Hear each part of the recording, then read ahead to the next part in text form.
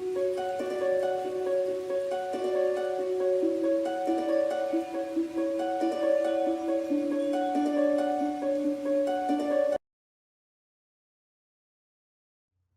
viewers, welcome to SS Academy channel for physics. இன்னைக்கு நம்ம PGTRB physicsல unit 6 spectroscopy இருக்க very important topic Frank Gundon principle, Hund's coupling scheme and nuclear magnetic resonances. இந்த மூணுமே ரொம்ப important. Okay, so நம்ம spectroscopy almost full unit cover பண்ணிருக்கோம். எல்லா வீடியோஸும் அப்லோட் பண்ணிருக்கோம். So அந்த வீடியோஸ் எல்லாம் பாத்தீங்கன்னா உங்களுக்கு ஹெல்ப்ஃபுல்லா இருக்கும்.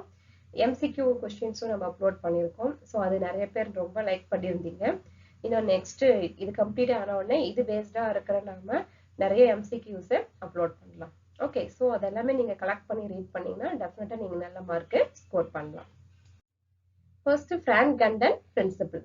Frank Gundon principle it state that an electronic transition. இதோட பிரின்சிபிளே என்னன்னு சொல்லி பார்த்தோம்னா it is an electronic transition. Okay, takes place so rapidly that a vibrating molecules does not change its internuclear distance during the transition. Okay, so transition அப்போ the electronic transition அப்போ vibrational molecules என்ன ஆகாது does not change அப்படின்னு சொல்லி பார்க்கிறோம். Okay, so the principle is above. என்ன principle? This principle electronic transition தான் இதோட principle is account for the intensities of lines in vibrational electronic spectra. Okay, vibrational electronic spectrum. So molecules possess permanent dipole. இதோட molecules எப்படி இருக்கு? Permanent dipole momentum. So permanent dipole momentum இருக்குனாவே undoubtedly that is the pure rotational spectrum. Okay, pure rotational spectrum. While a vibrational spectrum requires a change of dipole momentum. Vibrational spectrum வந்து என்ன இருக்கு? Change of dipole momentum. At electronic spectra requires electronic spectra vibrational spectra வந்துட்டு எதை requires பண்ணுதுன்னா it is a change of dipole moment. அதுவே electronic spectra requires the change in the electronic distribution in molecules. Electronic distribution இங்க molecules பார்க்கிறோம், அங்க dipole moment பார்க்கிறோம். vibrational spectrum எதை require பண்ணுது அப்படின்னு சொல்லி. Okay, so always accompanied the electronic spectra வந்துட்டு always accompanied by a dipole moment change. Okay, this is called the vibrational core structure. Okay, இங்க என்ன போட்டிருக்கு?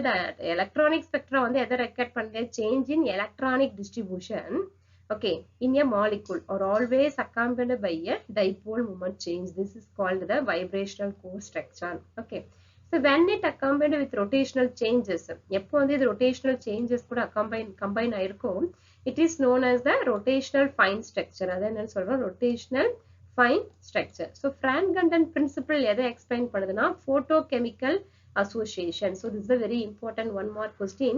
So Frank Gundon வந்துட்டு எதை associate பண்ணுது? Okay, இந்த principle அப்படின்னு சொல்லி பார்த்தோம்னா photochemical association. It is used to determine the இது எதை determine பண்ண யூஸ் பண்றோம்னு பார்த்தோம்னா intensities of band spectra. band spectraவை find out அதோட intensity-யை find out பண்றதுக்கு இந்த Frank Gundon வந்துட்டு principle நம்ம யூஸ் பண்றோம். It reveals the various from the hydrogen present in molecule. Okay, it provides both qualitative and quantitative.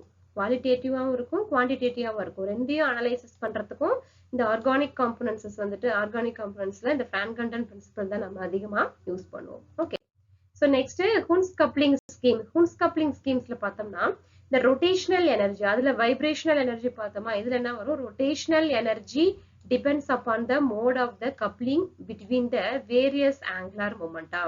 Okay, இதுல F. Hund அப்படிங்கிறவரு 1926ல இது வந்து describe பண்ணாரு for 4 types of coupling depending upon which of the different interaction determinate. ஒரு 4 types of coupling வந்து இது depend பண்ணிருக்கு இந்த Hund's coupling scheme அப்படின்னு சொல்லி பார்க்கிறோம். அது என்னன்னு நம்ம இங்க டிஸ்கஸ் பண்ணலாம். These molecular models are Hund's cases. Hund's coupling case 1. Case 1 பார்க்கலாம் இங்க. Okay, so this case occurs for states corresponding to 0 where electronic angular momenta component.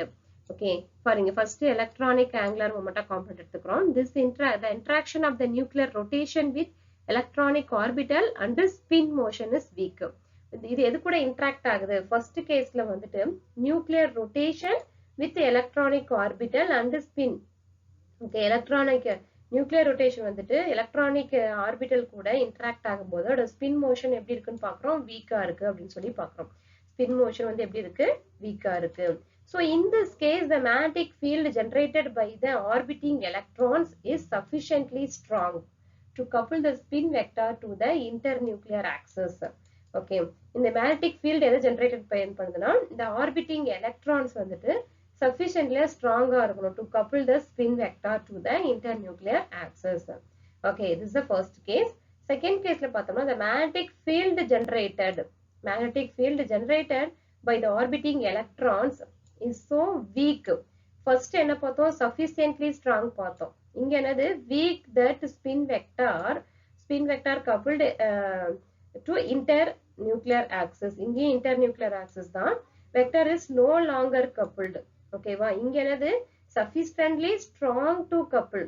Okay, sufficiently strong to couple பார்க்கிறோம். இங்க weak-ஆ இருக்கு. That the spin vector is no longer coupled. Spin vector எப்படி இருக்கு? No longer coupled. These are the key points here. No longer coupled to the internuclear axis. This is the second case. Okay. So in this case, third case ல பார்த்தோம்னா rarely found among the less stable. Okay. Third case எப்படி இருக்கு? Less stable-ஆ இருக்கு. Enticed state of its heavier molecule, particularly the halogen. Okay, இது வந்துட்டு heavier molecule-ஆ இருக்கு. Particular என்ன இருக்கு? Halogen எடுத்துக்கிறாங்க. Okay. It occurs when the interaction between I and S. இந்த எப்போ I and S க்கோட ஒரு interaction இருக்கோ is stronger than its internuclear axis. இது எப்படி இருக்கணும்? Stronger than the internuclear axis ன்னு சொல்லி பார்க்கிறோம். இது C கேஸ்ல. Then next fourth caseல in this case occurs in some heavily excited state of H2 and He2. ஹைட்ரஜனுக்கும் ஹீலியமுக்கும் நடுவுல excited states. ரெண்டு excited states எடுத்துக்கும் போது when the outer electron generating the orbital angular momentum I and S are removed from the nucleus and the inner electron. I and S என்ன ஆயிடுது? எப்போ வருதுன்னா for removed nucleus and inner electron remove பண்ணும்போது தான் அந்த I and S momentum வந்துட்டு இந்த இதுல generate ஆகுது. Okay, இந்த orbital angular momentumல. ஓகேவா? Hope you understand. Then next nuclear magnetic resonance. இது very important. NMR அப்படின்னா என்னன்னு சொல்லி பார்த்தோம்னா nuclear magnetic resonance. So it's a branch of spectroscopy which radio frequency waves. இது என்னது?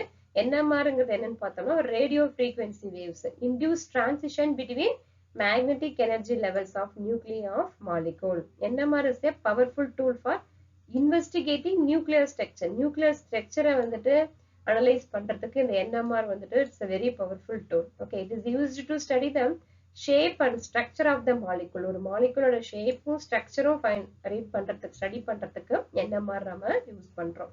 Okay, so resonance frequency gives characteristics of the nucleus and the strength of the applied field. NMRல நம்ம என்ன frequency என்ன use பண்றோம்? Okay, என்ன இது radio frequency சொல்லிட்டோம். So resonance frequency gives the அதோட characteristics தான் எதுக்கு ஹெல்ப்ஃபுல்லா இருக்குன்னா nucleus and strength of the applied ஃபீல்டுக்கு நம்ம ஹெல்ப் பண்றோம். Okay, so NMR may be used to detect the presence of particular nucleus in the compound. அந்த காம்பவுண்ட்ல இருக்கிற ஒரு பர்டிகுலர் நியூக்ளியஸை ஃபைண்ட் அவுட் பண்றதுக்கும் NMR யூஸ் பண்றோம். The strength of NMR signal is directly proportional to the number of resonating. NMR ஓட strength எப்படி இருக்கும்னா directly proportional to the number of resonating nucleic and directly estimated than quantitatively ன்னு சொல்லிட்டு பார்க்கலாம். So NMRல இருந்து நமக்கு கண்டிப்பா ஒரு கொஸ்டினை எக்ஸ்பெக்ட் பண்ணலாம்.